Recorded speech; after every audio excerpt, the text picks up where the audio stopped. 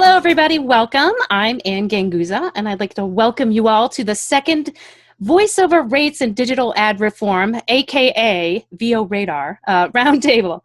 We're so happy you could all join us here today, and it's a privilege and an honor for myself to be here. I'd like to start off the session by telling you a little bit about the history of the Roundtable. My esteemed colleague and co-host, Mr. Dave Courvoisier, and I started the group after seeing a number of conversations, an alarming number of conversations, and rising concerns regarding the degradation of voiceover compensation rates. So we wanted to help and decided the best way that we could do that was to open up a dialogue about fair rates with experienced industry professionals such as yourself, and to commit to informing and educating the community about fair rates. So our first roundtable was held in July, and our panel included Marilyn Wisner, Jeffrey Umberger, Matt Kalrick, Paul Strickwerda, Christina Malizia, and John Coleman. And it was so successful, we shot that all over social media. It was so successful that we decided to continue the discussion on a monthly basis.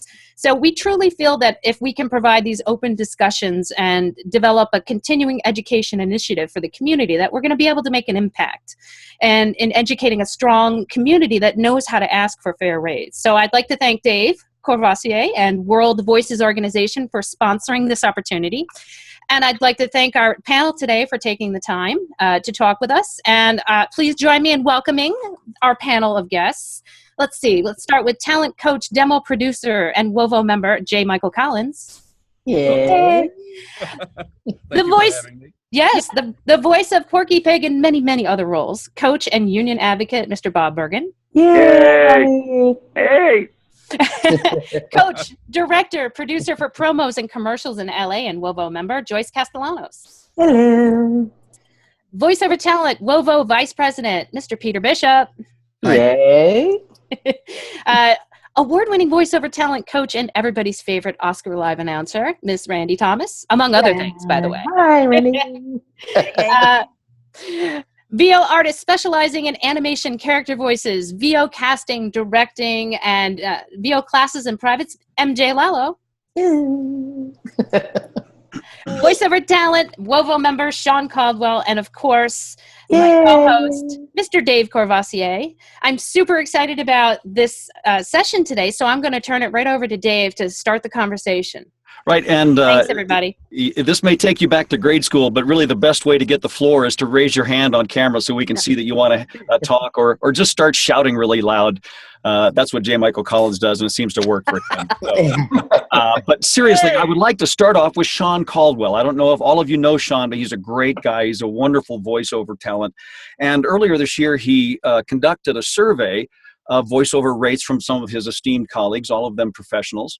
And the returns on this survey were really interesting. And Sean, you have the floor. Show us what you got. Yeah, so it was pretty neat. It was at FAF Camp, and I have a survey that I'll be able to give you guys a link for those that are watching later. And I'll try to do a screen share here now. Let me just see if it'll work. There we go. So is that coming up to you guys? Yes. Fantastic. Right. Okay, so this is just kind of the portion that was the visual portion, and really it started with the exact same conversation that you guys are talking with in terms of people saying, hey, you know, there's gigs that I used to do that were $300 and $500 gigs, and I'm getting clients all of a sudden that are offering me like, you know, $110 and saying, well, you know, that's the new rate. Is that really what's happening? To which I'd say, no. You know, I mean, there are always people that will be trying to test your rates out. And let's be honest, if we could, you know, we all need to go get our car fixed from time to time. And if I need to go get the brakes fixed on some foreign car, it might be $300 or $400. But if there really was a guy that was out there that would do it for $25, you know, and had a decent reputation, we'd probably go. Well, the issue becomes that there are not many good voiceover talents out there that are doing rates that are a quarter of what everybody on this call would want. And so part of it is an education process in terms of, hey, people need to know kind of these are the ranges that you want to be at if you're a professional voiceover talent. If you happen to be, you know, a plumber during the day that has a USB microphone and you want to make an extra $25 or $50 on the side, that's not the audience that we're talking to, right? These are people that they're dedicating their career to, they're investing in their career. So here were some of the rates that we talked about. So the way that the survey happened is I sent it out to 20 top voiceover talents that I estimate were all making between $60,000 and $600,000. These are people that are doing it full time. They're negotiating their own rates all the time. They're very comfortable negotiating their rates. Some of them are experts in terms of commercial VO. Some are in the promo area. Some are network television. Some are documentaries. There's IVR people. There's e-learning. A lot of audiobook people. And it was a fascinating look, especially for me. I kind of specialize in just 2 or 3 areas.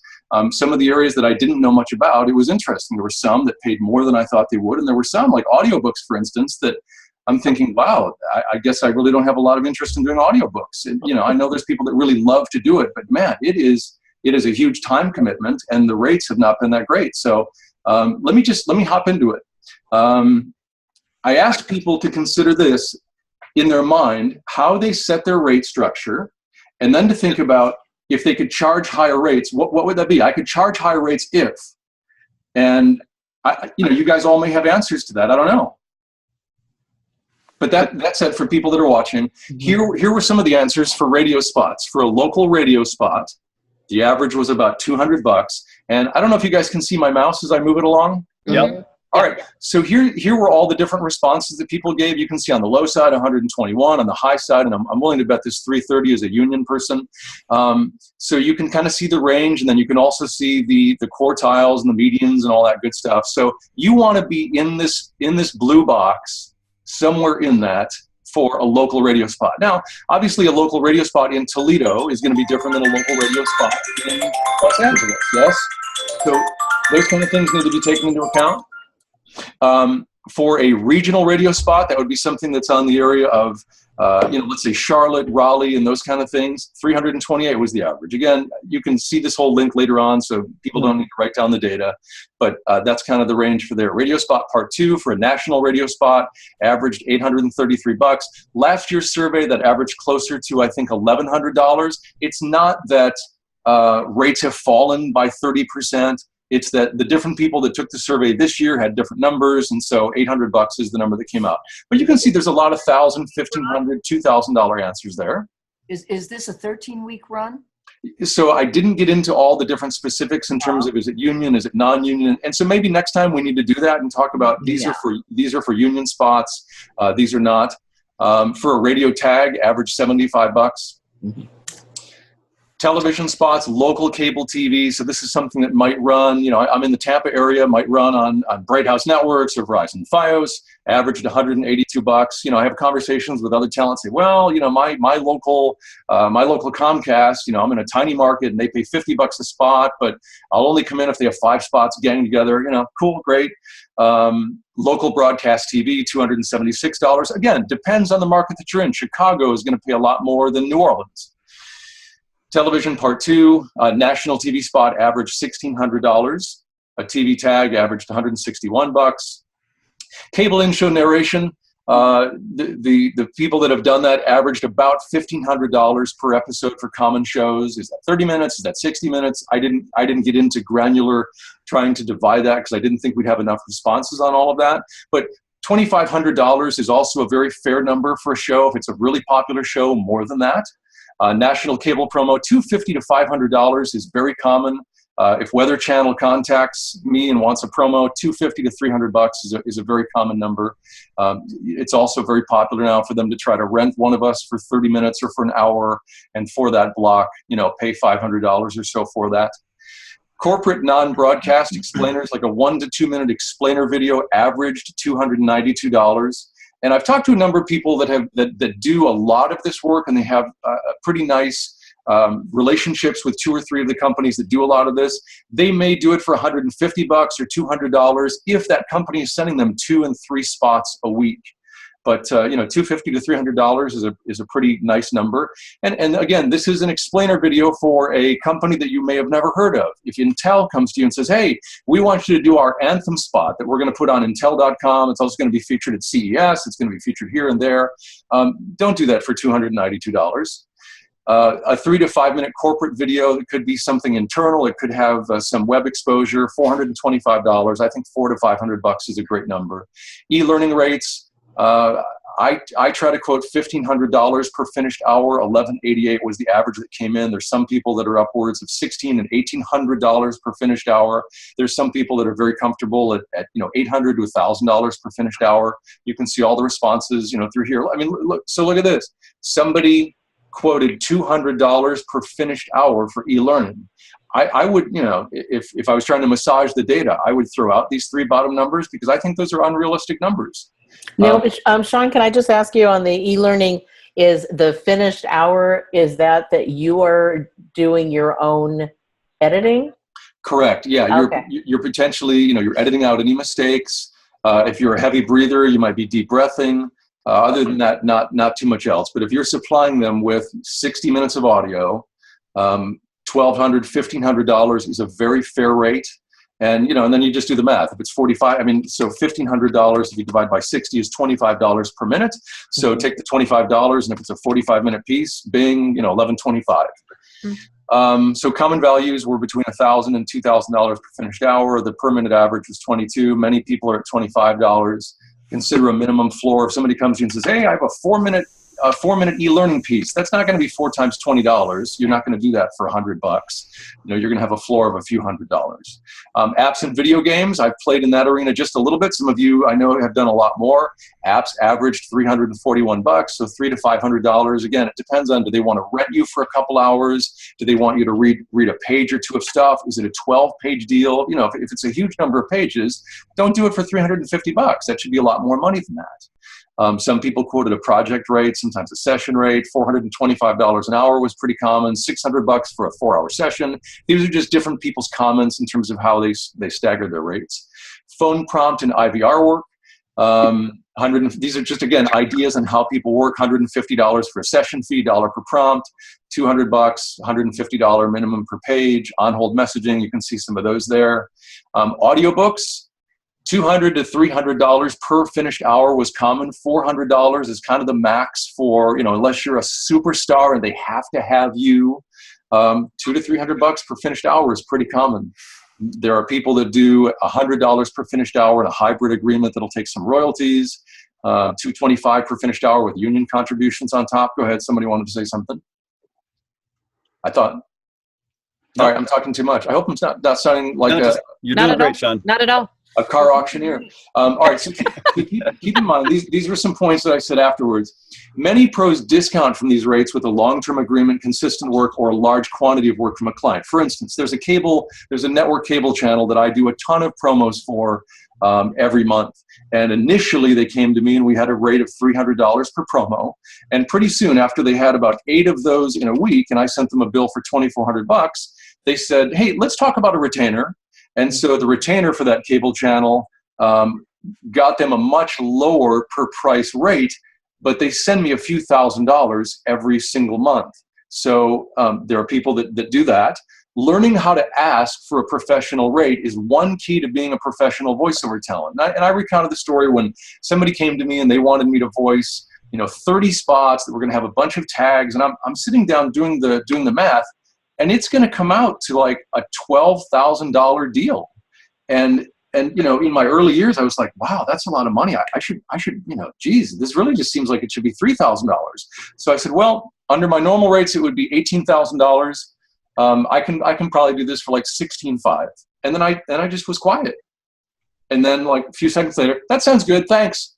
So learning how to ask for that professional rate, to understand that they're not paying for an hour of your time, they're paying for your last 10, 20, 30 years of experience and expertise to be their voiceover talent and to help sell or convince people whatever they're trying to do. So to be comfortable with your talent and to know that you're good enough.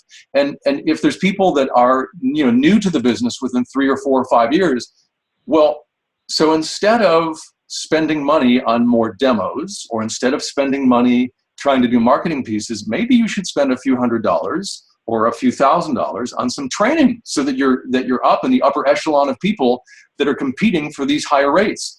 Some people say, well, I'm just starting out. How could I ever charge that? I should only charge a tenth of that. No, I think people that are starting out should still be in the professional rate area if they intend to be a professional voiceover talent. You're going to have to fake it for a while and convince people that you're a professional, but don't screw yourself with low rates, because guess what? Those people tell their friends, and their friends tell their friends that you're a great talent and you work for crap rates. Sean, a wonderful presentation. I'm interested to Yes, hear thank what you. others have to say. Anybody have an initial response? I would love to hear from Bob Bergen just in terms of his take on the rates that were just discussed versus the rates he knows where we're at with the union.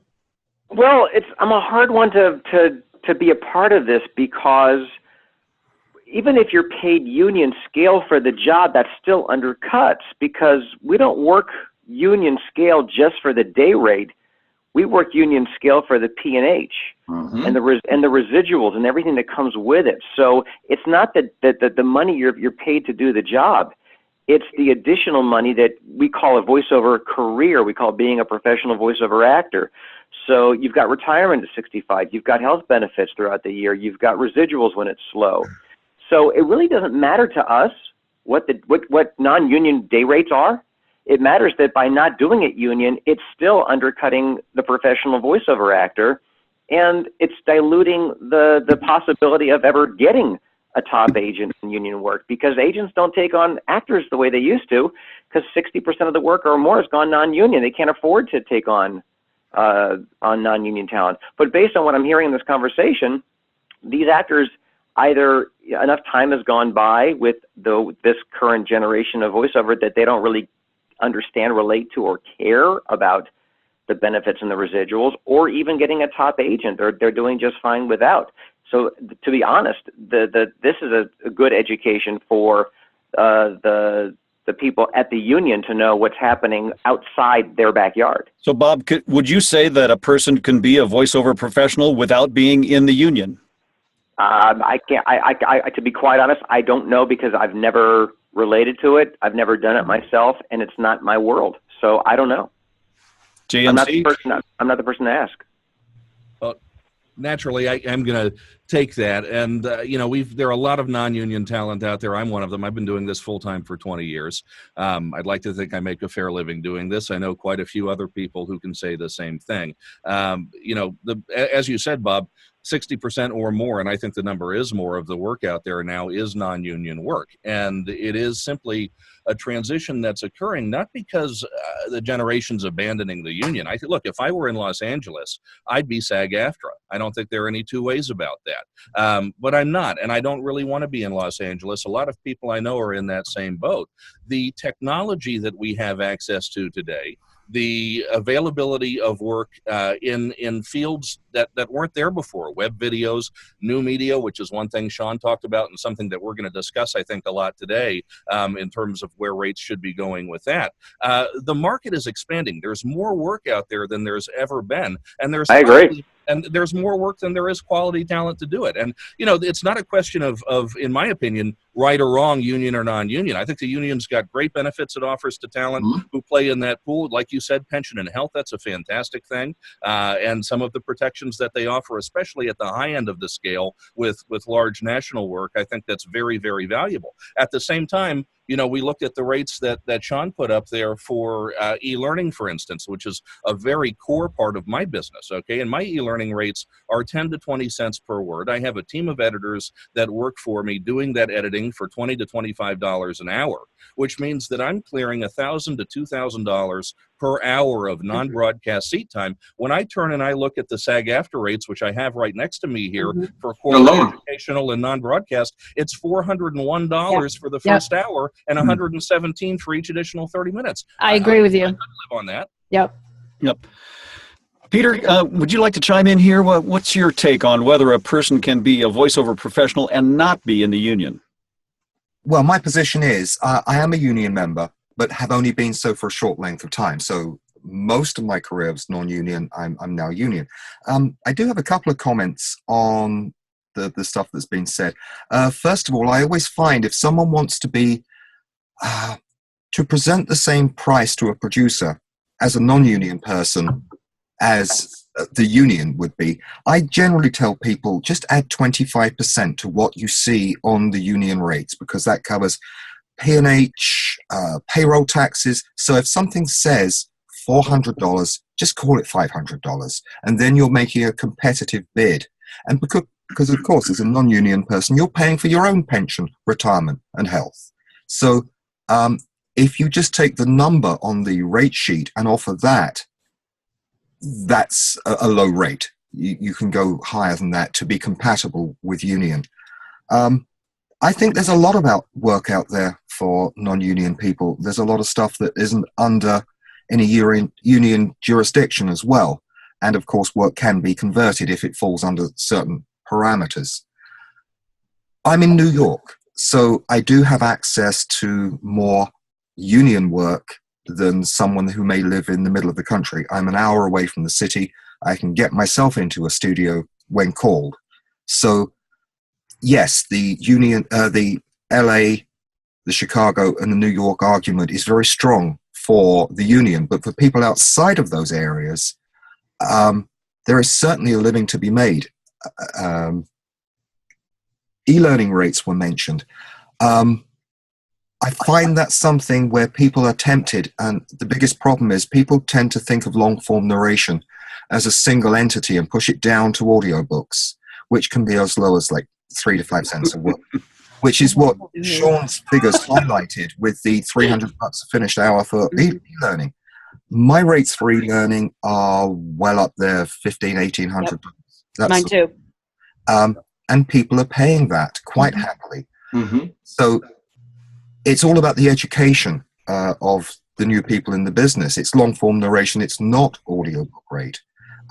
E-learning, my basic is 25 cents a word. And obviously we get into degressivity once you get over half an hour and that sort of thing. I think there's plenty of work out there for everyone. The problem is that we need to educate the non-union people that they shouldn't sell themselves short, and also educate new people exactly the point that's been made, that if you start low, increasing is difficult. I did want to come back to one point that was mentioned at the outset. When do you know to raise your rates? Quite simply, if every bid you're putting out there is being accepted, your rates are too low. Jack them up until you get some kickback and some intense negotiation, even losing some gigs. But if everyone is accepting every bid you put out there, you've got to bid more. Can I chime in for a second? Can I chime in for a second? You bet, Bob. Okay, I got 2 points. Number one, I want Peter's voice. I just want to turn a knob and have that voice and just walk into my booth, because I could just hear you read the phone book. That was awesome. You should see what happens when Peter walks into a bar. Oh, there you go. How about if Peter and Porky walk into a bar?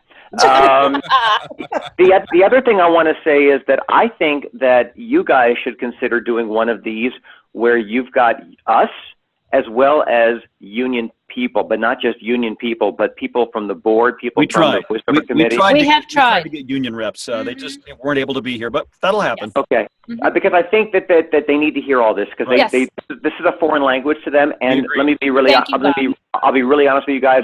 I'm playing completely devil's advocate here. I know the answer to all these questions. I know the money people are making, but the bottom line is the union just they're not aware of any of this, or they're just not interested. But the bottom line is 60 to 75% of this work has now gone non-union. This is important stuff. Yes. Randy, you no longer live in LA. Is that correct? You're still living in Florida? Correct. I left Los Angeles in 2003, and I've been living on the Gulf Coast of Florida. But you're a union. I am a union player. I came here, you know, they talk about the 4 stages of your career. Who's Randy Thomas? Get Randy Thomas. Get me a young Randy Thomas. So when I left LA, I left during the Get Randy Thomas stage. And for me, that meant coming to Florida and realizing that I wasn't even close to LA, that a good deal of the work, especially being a live announcer, came to me because I was in town. I was there. Hey, Randy, can you run over here? We've got this show we're working on. We'd love your voice on it. So that's changed a little bit. They've grown since 2003, realizing that they can get me to work for them, whether they have ISDN or not. I make it very easy to be directed over the phone. But an interesting thing happened when I left Los Angeles and came here. My career kicked into high gear. Entertainment Tonight didn't really want me in Los Angeles because they start their day recording at 7 a.m. That's 10 o'clock here. If you're an LA talent and someone calls you for a 7 a.m. call, it's really difficult. So I've already had a chance to exercise and, work out and get my voice where it needed to be for the day. So it worked for me for many years. My contract with ET has expired and they haven't picked it up because that's the way the business is going. They will use me when they want me, but they no longer want to pay that weekly contract. The business has changed. So I came here and I was very blessed to have an incredible career. I almost really didn't miss a beat by leaving LA. It just allowed me, in fact, I would visit LA, and I think the key to being an LA talent is never change your cell phone number. People call me on my 818, they think I'm still there, and that works for me. And but just speaking, and I'm not as nearly as informed about rates as Bob is, probably Joyce and whatnot, and J. Michael. I always say that if you want to have a career in voiceover, you don't have to be union. But if you want to have a first-class career in voiceover, you do have to be a union player because that's where the buyers have been going. Now, I've watched this change in the last few years. And that is what's sad. And I must say that J. Michael is one of the very few people that I know of that is non-union that really has established this first-class career. And so he gets to dictate his own rates. It's almost like I feel that when you get to a certain point in your ability to earn money as a voiceover artist, you should join the union because the avenues that it will open up for you, because you're already great, but then the avenues and the ability to have a franchised agent and be available for the major network gigs that I am attracted to, that I hope to can continue to book, they only really come about through being a union talent. Yes, J. Michael. Well, I think Ann had her hand up first. I was just talking about the network. I wanted to kind of shift the conversation over to the networks. Like, where are the networks broadcasting now that everything's going to digital media? That was part of our conversation, in our last roundtable. And so really, I think maybe Joyce might be able to talk to us a little bit about that and where you see, networks and digital media going and rates. I'm not I'm not as clear of where everything is going right now. The rates are shifting because they're online as opposed to network. But there's a lot happening right now, which I know Randy is probably and Bob are very aware of how things are changing. There's a major shift in, cable. All the networks all own all the cable stuff, so they're they cross promote. So there's a lot of stuff going with that, and the internet is changing the way a lot of them are presenting their material. But there are more shifts coming that I'm looking into now because of the Netflix and the DirecTV doing their own material, and they're not union, I'm sure, right. But for promo again is another animal that is not really relegated by the union. Right. And that happened a long time ago when cable was coming on and, it's not going to last. So they didn't go to capture anybody. So promo is the one area that the LA agents, the New York, the union agents can work with, even if it's not a no union issue. But there's a lot more information that I'm working on to try to find out where where it's going now, because it will be making a shift. Networks are changing completely. Cable cutting is really affecting the market, the digital streams of media now. J. Michael, you keep raising your hand. What's up? Well, that's what I want to get into. It's one of the things that Randy mentioned, the concept of a first-class career. I think the definition of that is changing because of the way media is changing. We're in an era, we have a generation that's coming up that is entirely disposed against being advertised to.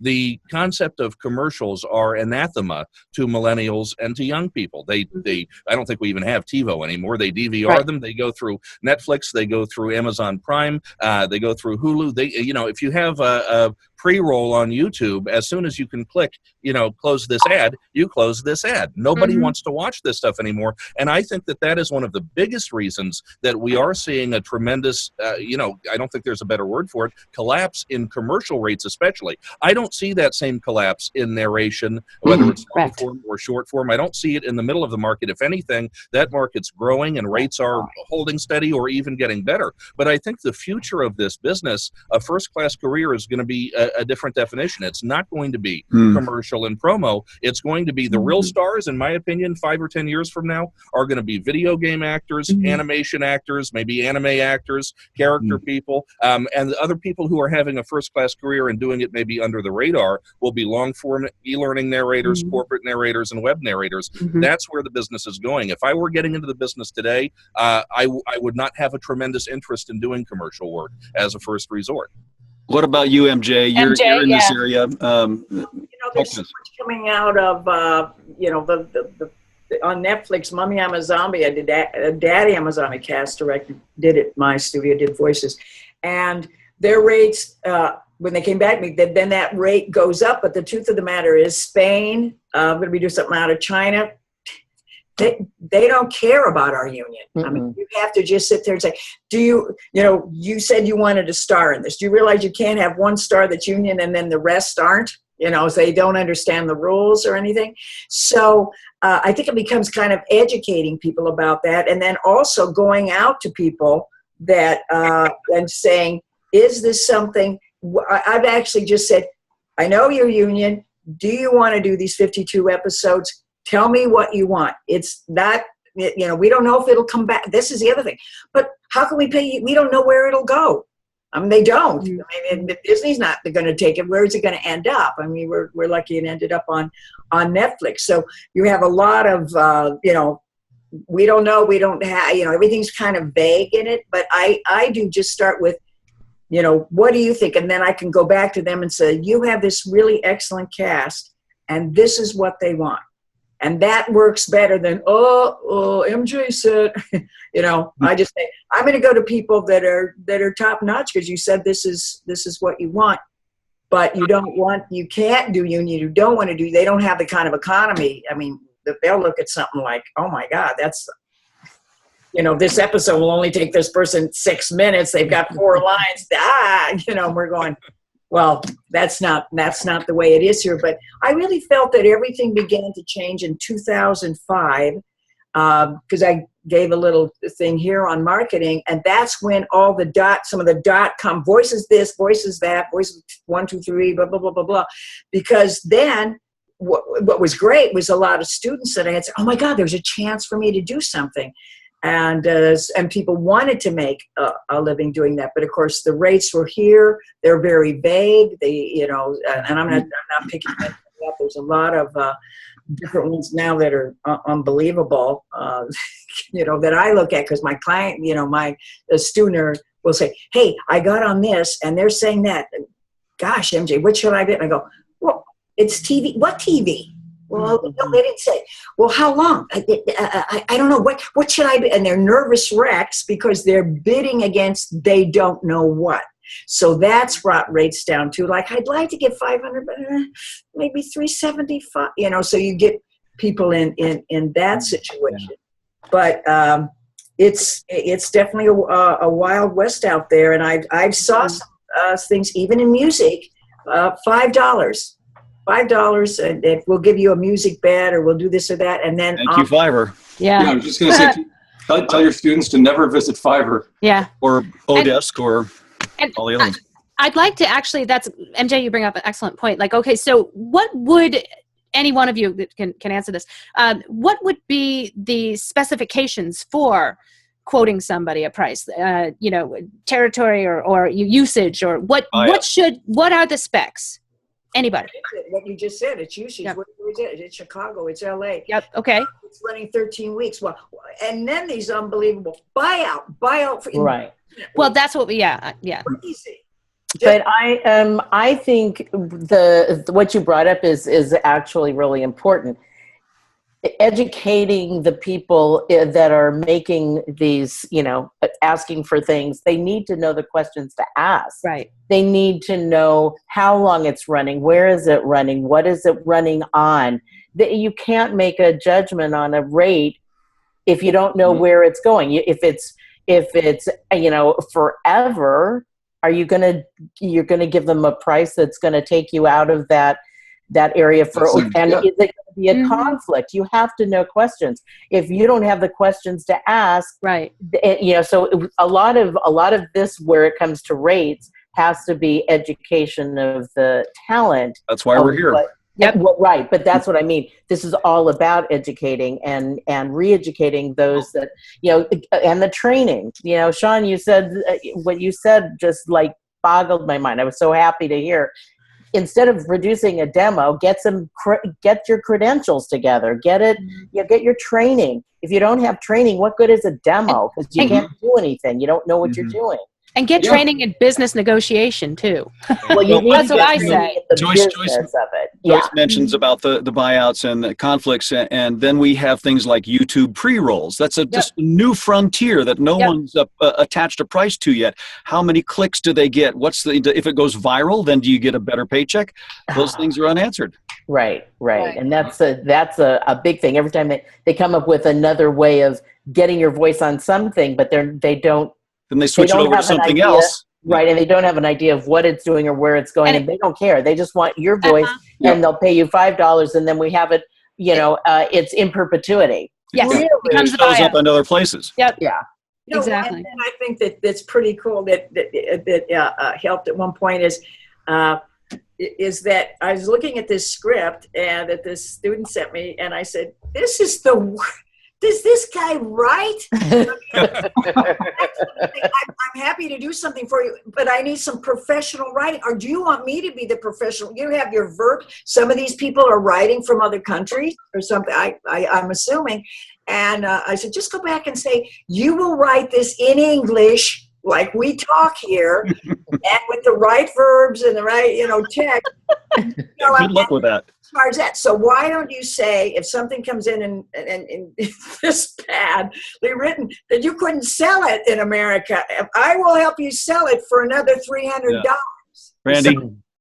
Well, it seems to me that the unfortunate part is, and the reason that we are union actors is that we have this whole region of people that step in between us and the buyer. Right. To make sure that everything is as it should be.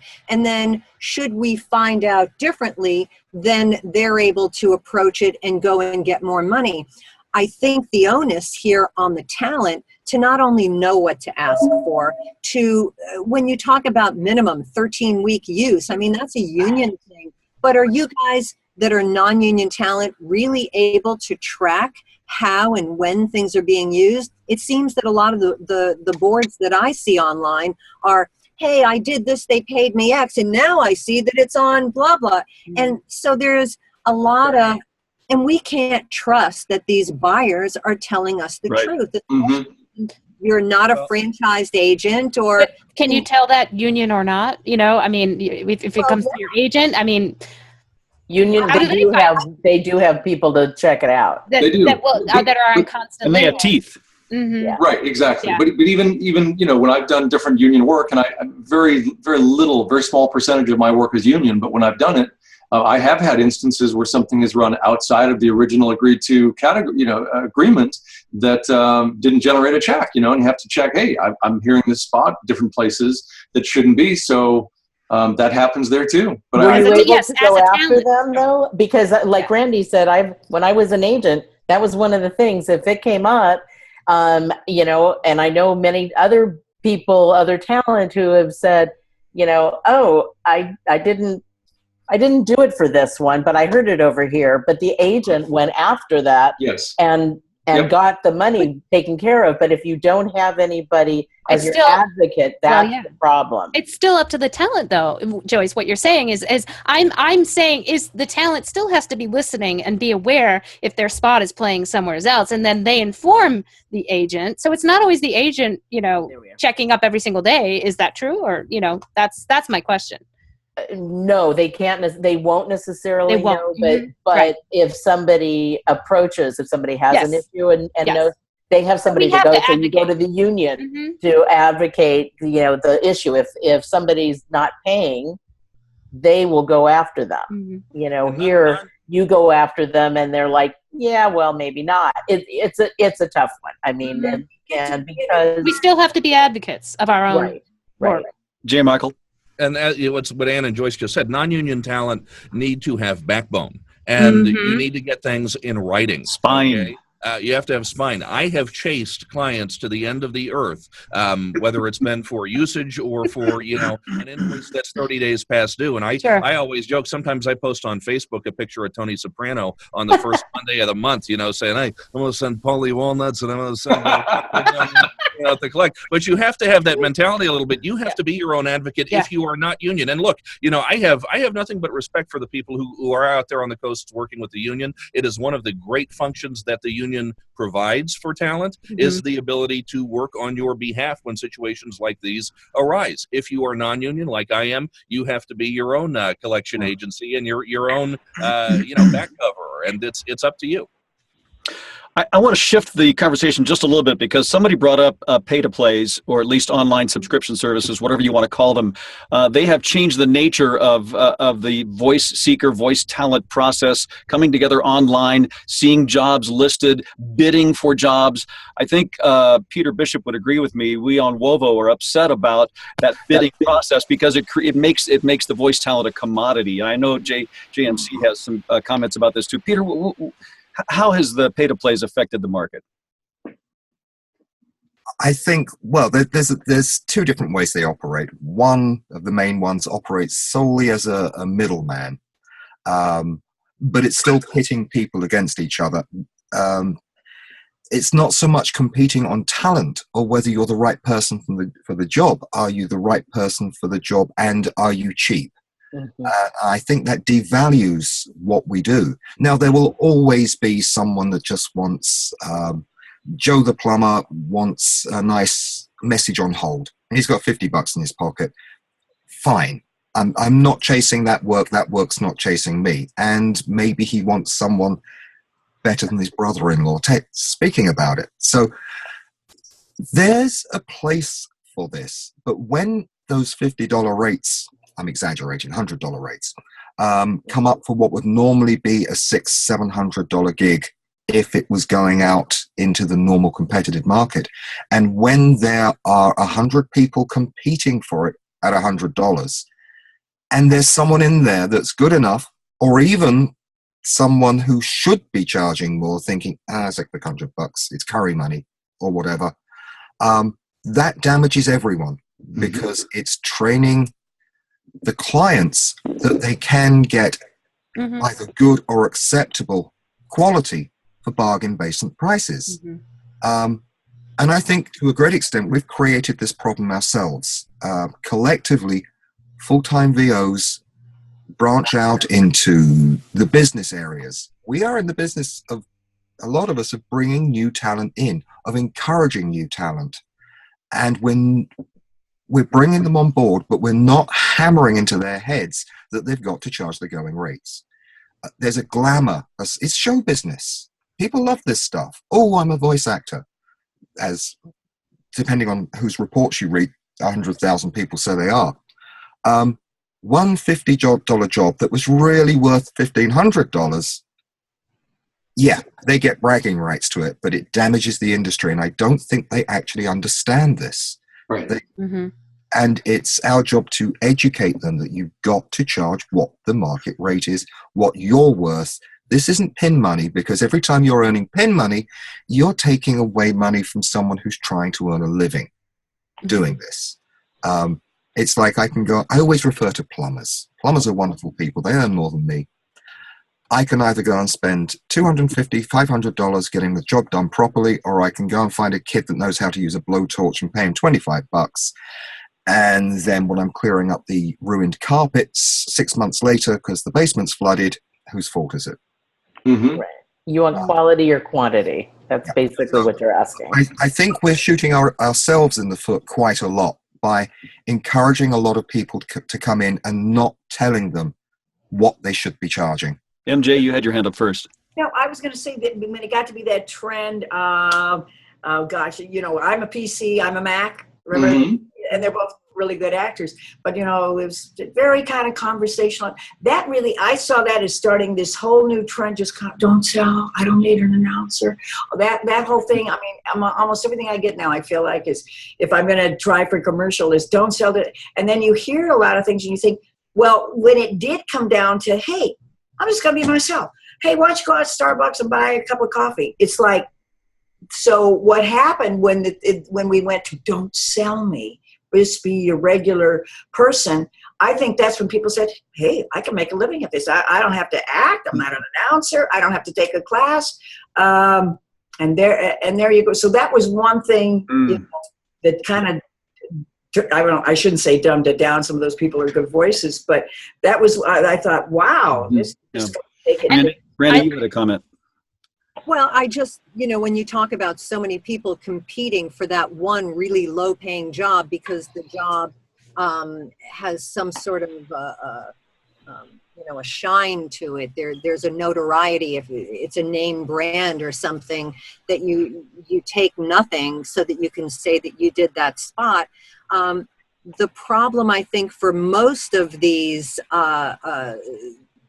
jobs that are offered at a very low rate is they really don't hear the difference. You know, we're talking about, like MJ said, we're doing this non-sell thing, which, by the way, I've had to change my read. My read is no longer, you know, on the next entertainment, you know, it's now Death Row Stories tonight on CNN. You know, change the way we're promoting things, and we as professionals have to stay on the cutting edge of what the buyers want. Yes. Mm-hmm. Right.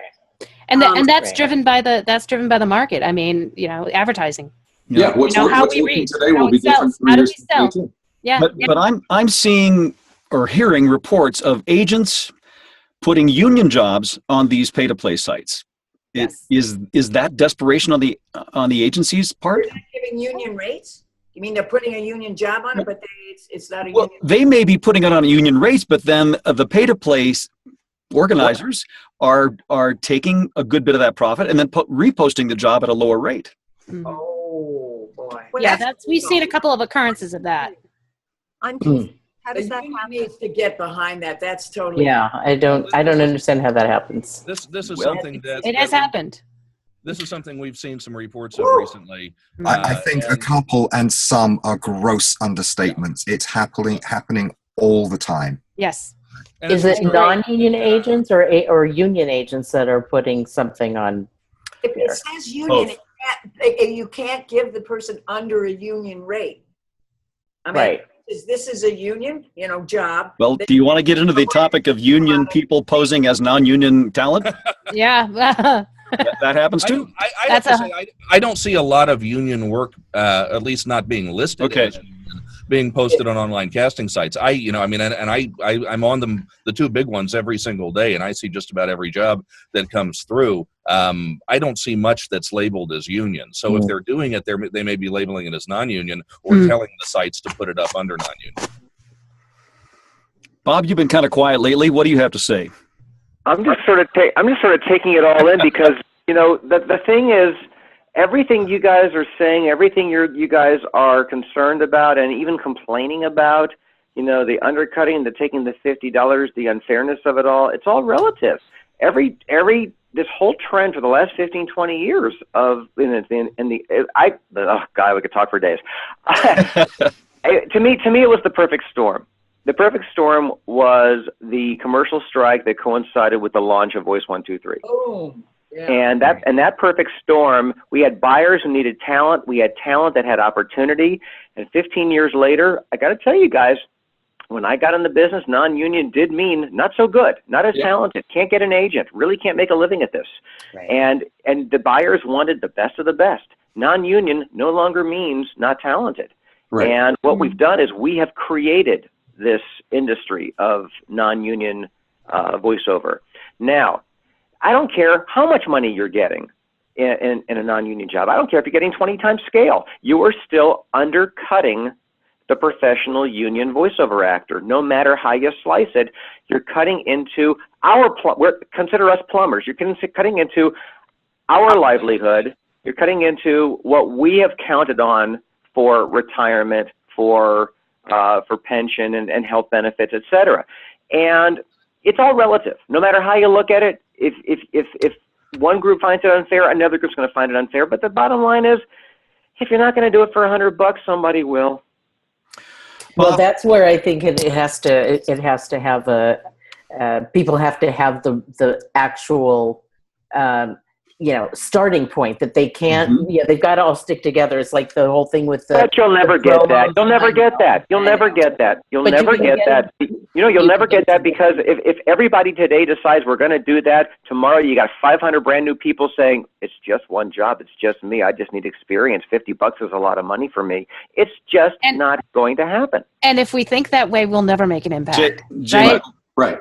I think one of the myths and misperceptions that we deal with in this business is that the sky is falling, that there's too many talent out there that are willing to do good work for cheap prices. I don't know if anybody here has ever actually tried to cast a job off of one of the online casting sites. What I can tell you is that 80% of the auditions you'll hear on there are not viable. Right. And I've had agents let me listen into certain things that have been submitted to their rosters before that are also not viable. There are not that many people out there who can actually do this job very, very, very well. And for those of us who can, we need that education that we've talking about. I do think, organizations like WoVO should be talking about a set minimum for any work, for turning on the microphone that is an industry standard that, if you're a member of the organization, you should try to abide by. And if you're not, it's something we should educate people on. But the sky isn't falling. There is more work out there than there is quality talent to do it. Where the sky is falling is in the commercial side of things, because people involved in the production of these commercials know that, number one, that talent pool has grown because it's not just LA and New York anymore. And they also know that that side of the industry is undergoing a transformation, and they're trying to change the nature of the pricing structure because they understand that maybe the way it is at the moment is unsustainable. In the middle, though, e-learning, corporate narration, web narration, when you get into, performance with video games and animation and things like that, there is room not just to hold the line, but to push the rates higher. Yeah. All it requires is that education and that backbone, union or non-union. Sean, you had your hand up a minute ago. Yeah, I just wanted to say, I have been on the other side of it. I have a friend that casts in different voices from time to time. And I said, I would love to see what it's like on your side.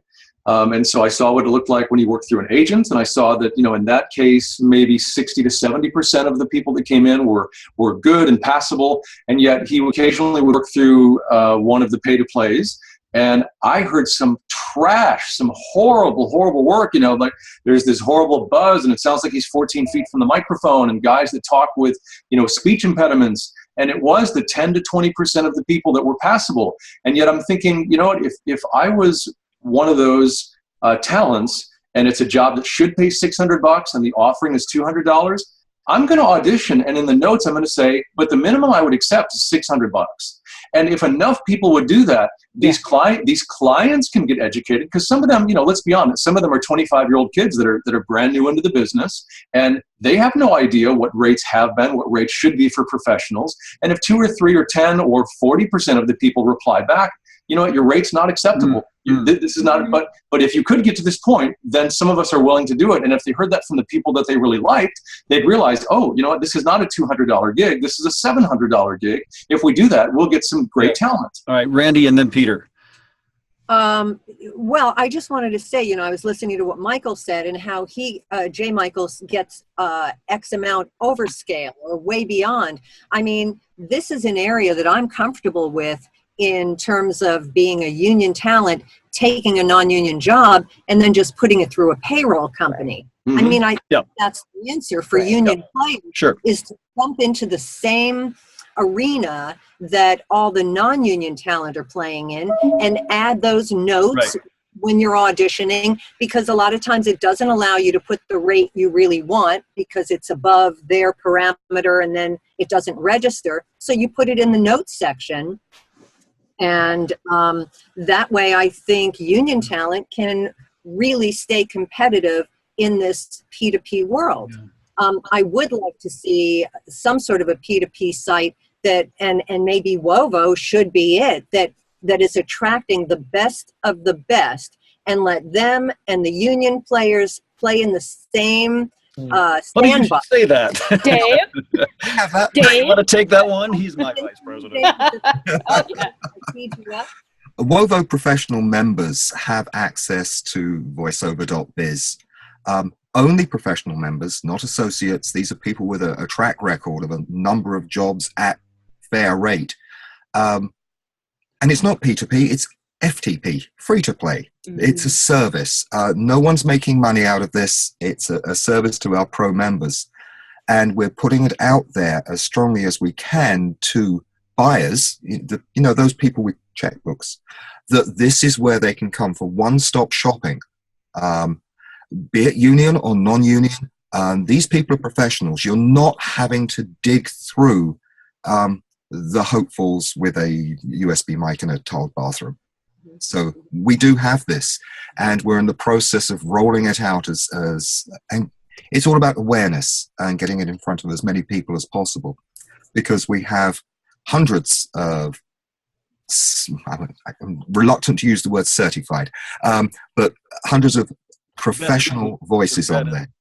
It has other connotations as well, but we're getting there as well. Established.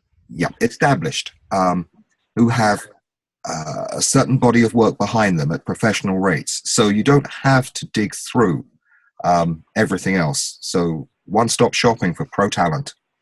Joyce?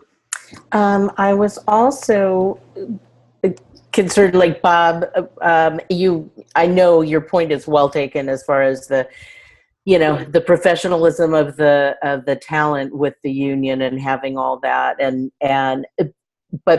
what my question is, how do you get, you have so much of the product out there going for non-union jobs.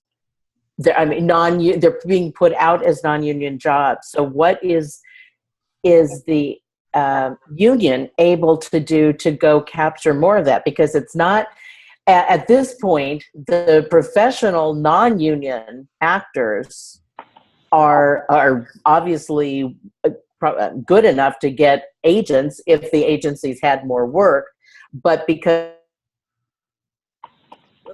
we lost her. Oh, one of the agents heard about it, cut her fiber. That's it. Oh, there she is. But you know what I'm saying? So I understand the concern about the talent taking away from the union, Mm-hmm. Expertise, but and jobs. But if the union is the union going after a lot of these clients to turn them union? That's what I'm trying to figure out. There's obviously a lapse between the two. For many professional voice talent who are not union, they tell me they don't have a compelling reason to join the union, that the union seems ineffective or uncaring about voice talent. It's hard to convince them that the union really cares about voice talent. Yes, there's a rate sheet, but do they really actively represent voice talent? It seems like the redheaded stepchild of the creative industry. Well, that's why, Randy, you and Bob would really have a better sense. They are extremely out of touch with the realities and trends, not just in voice acting, but in technology and entertainment, period. That's why they need to hear more from you guys than you need to hear from them. The word incentives is something I've been trying to say to the powers that be. These people have no incentive to spend $3,000 to join. These people have no incentives to give up thriving non-union careers to honor Global Rule 1 and never work non-union. Mm-hmm. And the bottom line is they're saying the incentive is you're a professional actor. You do what actors have done for the last 500 years. You wait tables. You have 20, 30 day jobs and night jobs, and you pursue professional acting professionally. Well, today's generation of voiceover doesn't relate to the life of a professional actor as it was only 15, 20 years ago, which included voiceover. So what do we do about this? I don't know. I don't know. Well, I don't think that the current generation necessarily sees the need for a period of self-deprivation before they find success. I've coached non-union voice actors, who have gone in 1 to 2 years into six-figure incomes as non-union voice talent. Is that the likeliest outcome for most people who get into the business? Of course not. 99% of people are going to fail non-union or union. But people these days, if they have the talent, it seems like, I think what happens is there's a perception of the Los Angeles union marketplace and being very cliquish, being very difficult to access for someone who doesn't have a natural entry point into it or the connections to succeed. And people are seeing, whether it's through online casting, through self-generated work, or through non-union agents, people are seeing people develop very, very successful careers. And again, we're talking about real money here. Maybe we're not talking about the seven-figure and super high six-figure numbers that some union talent still make and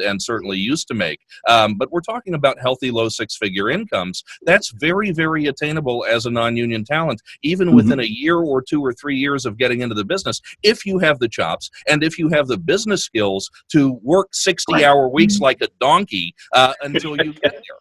Yeah. Peter? Yeah, that was actually the point I was going to make before. A conversation I've had with a couple of newcomers, aspiring newcomers, is this a hobby or is this a full-time job? Do you want a career? Now, depending on where you are in the country, you've got to make between 50 and 100,000 plus. Are you going to make that on $50 jobs, $100 jobs? My income target is obviously a couple of grand a week. It's $500 a day. You are not going to get 10 $50 jobs or 5 $100 jobs a day. Correct. So you have to aim for one $500 job or maybe one $2,000 job a week. Mm-hmm. That's a far better business plan, and it's a career that you're building. If you're chasing $100 jobs, you are never, ever going to make a living, despite how some people extol the virtues of Fiverr and how they make a killing and they're working 24/7.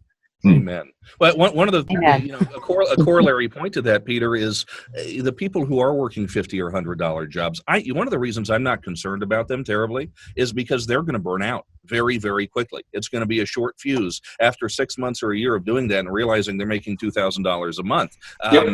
They're done. They're gone, and that's someone who is no longer competition for me if they were in the first place. They're gone. I'm not concerned about people selling for $50 a pop. What I'm concerned about are people who are doing nationals for $400. Right. And we're about at an hour, and in the interest of being fair to everybody's time and the promise of keeping this to an hour, I'd like to bring this to a close, unless someone has a burning desire or a point they'd really like to make before we end. Well, one thing I'd just like to say is when students are, ask me what to do, I said, what'd you spend on your education? Mm-hmm. And when they start looking at it, it's an intro class, it's a beginning, it's an intermediate, it's advanced class, it's this person's workshop, that. It's like, to cover that, you gotta start thinking about when somebody comes to you and says, hey, how about I'm going to give you this? Say, well, I've got basically a Yale degree in voiceover, so it's got to be this. Yeah, exactly. Ann, you want to close this up? Think of us as educators. Well, I mean, we're just natural voice. A lot of people think actors just standing there and they don't think they went to classes. It's just talking, right? Yeah. It's stuff. Exactly. Well, I'd have to thank you so much, everybody, for your time today. It's just been very good. It's been an education, and I'm really happy to be a part of this. I'm proud to be working with Dave and World Voices organization, and so if we can continue to provide education, we can do what we can do. And we're going to plaster this everywhere we can, and we hope we have your permission for that. Look for it online within 24 hours. I love Excellent. So thank you. And guys, I think we've only scratched the surface. Yeah. Right. Bob, thanks so much for stopping in. Yes. Appreciate it. Absolutely. All of Thank you. you guys for doing this. Wonderful contributions from everybody. And we'll be back next month with more information and more. Can we do it with cocktails next time? Sure. Yeah. I'll bring my tuxedo. We'll all meet in Las Vegas. Oh, I like that. There we go. Thanks, everybody. Bye, guys. Have a great rest of your day.